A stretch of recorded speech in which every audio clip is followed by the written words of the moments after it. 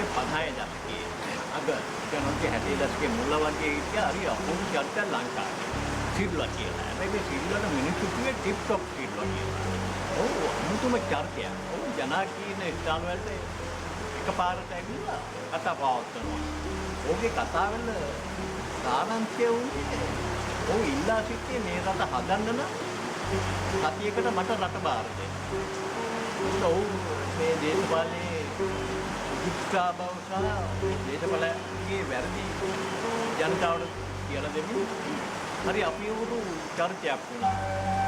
ඔව් ජනප්‍රිය චරිතයක් වුණා. මේ ටික්ටොක් සිල්වා මේ කියන්නේ සිල්වාට කිව්වේ ටික්ටොක් සිල්වා කියලා නෙවෙයි. මේ ටික්ටොක් සිල්වා පිළිබඳව හරි අපූර්ව චිත්‍රපටයක් නිර්මාණය වුණා. ඒ නිර්මාණය අධ්‍යක්ෂණය කළේ සෝමරත්න රාමනායක. සෝමරත්න රාමනායක ඊට කලින් අධ්‍යක්ෂණය කරුවා ජයකොතන චිත්‍රපටය. මේ සතියකට මට රට බාර දෙන්න කියන චිත්‍රපටය 2014 ඔක්තෝබර් 31 තමයි තිරගත වෙන්නේ.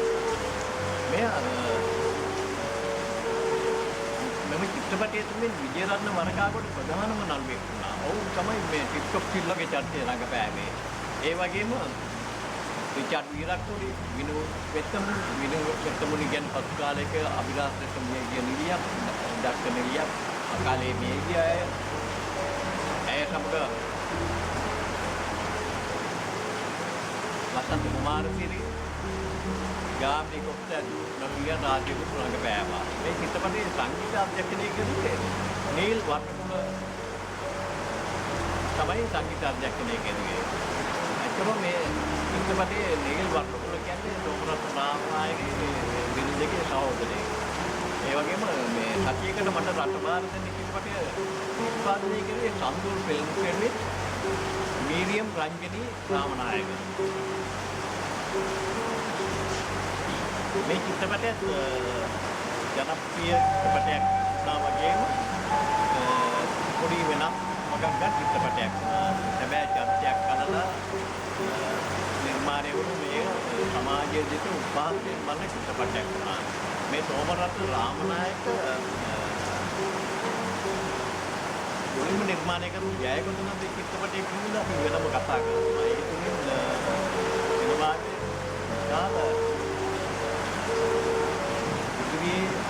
අපි ජනප්‍රිය නළුවෙක් කියෝ චිත්‍රපටයක් අධ්‍යක්ෂණය කරපු කෙනෙක් තමයි මේ සෝමරත්න රාමනායකගේ. ඔහුගේ ඊළඟට තිරගත වීමට නියමිත චිත්‍රපටයක් තමයි සුමිතුරු නළුවා කියන චිත්‍රපටය. සතියකට මට රට බාර දෙන්න කියන චිත්‍රපටය ඇත්තටම ටික්ටොක් පිල්ල කියන විදිහට අපි ඊට සතියකට රට බාර දුන්නා නම් හොඳට තියෙයි නේද? මොකද මේ පළපුරුදු දේශපාලක පිස්සුකෙල්ල රටක මේ වගේ චරිතයක් සමහරු නම් කිව්වේ මේ මානසික රෝගියෙක් කියලා.